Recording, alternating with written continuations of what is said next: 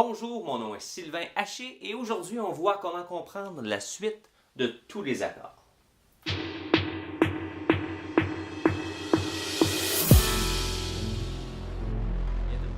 Ce qu'il faut comprendre avant de commencer, c'est que tous les systèmes de nomenclature de tous les accords est basé sur la gamme majeure en fait.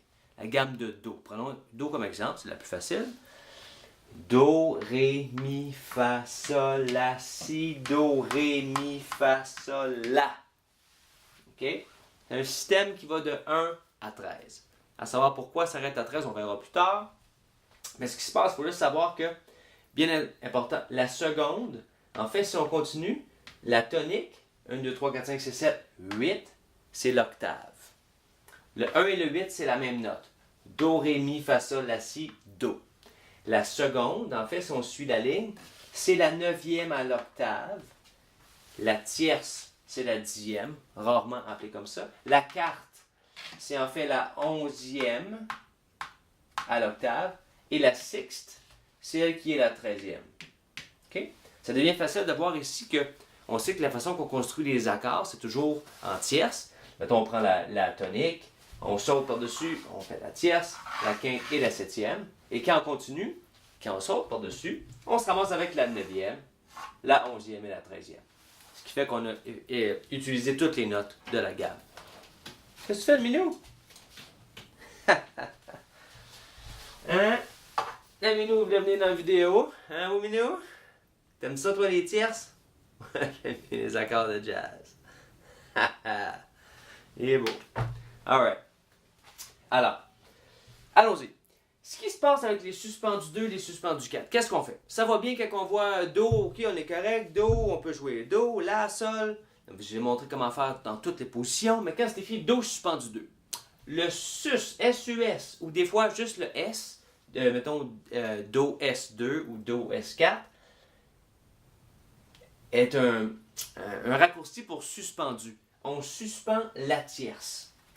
Donc, il faut savoir, c'est pas écrit sur la feuille, c'est écrit Do suspendu 4. Il faut jouer un accord de Do qui est le 1, 3 et le 5. On connaît toutes les formules.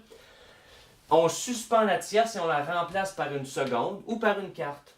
C'est selon. Tout simplement. Et oui, dans la suite, ce qui s'en vient, vous avez des vidéos qui vous montrent comment jouer tous ces accords-là dans toutes les positions en plus.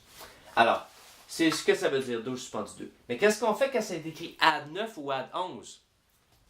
Et c'est quoi le lien entre suspendu 4 et add 11? C'est la même note.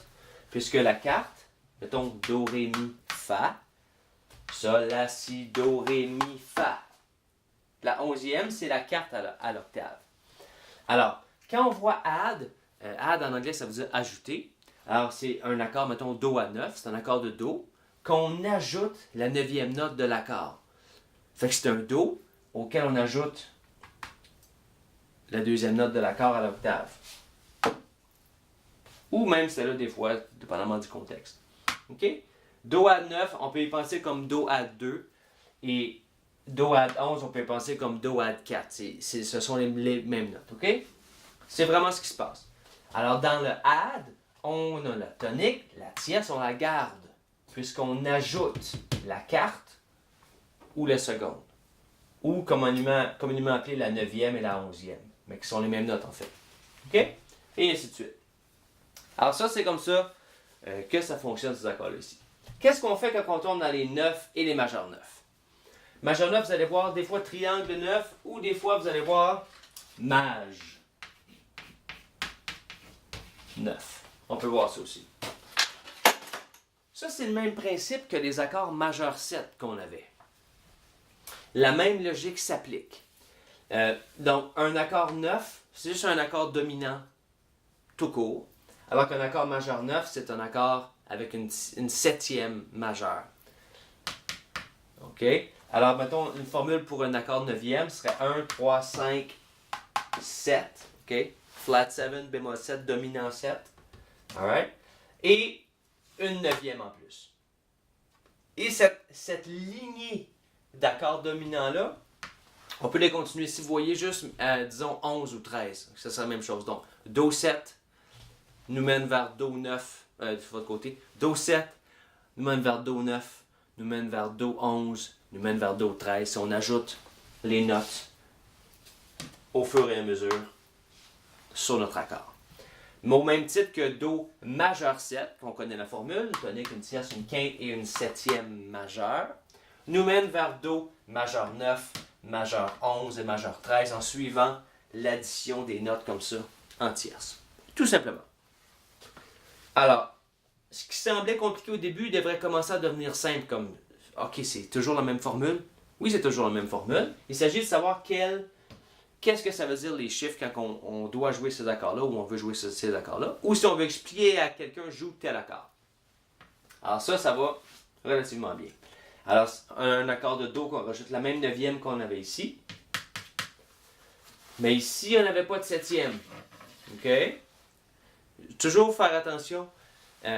Et la fonction des accords dominants comme 7, mettons Do 7, nous amène vers un chiffre seul, avec rien d'autre.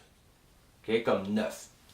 Alors qu'ici, suspendu, ou quand ça va être écrit, mettons, 6-9 ou d'autres choses, et ici, il fallait spécifier. On va sauter par-dessus le mineur 6 une seconde. On va passer du 9 au 6-9. Le 9 au 6-9.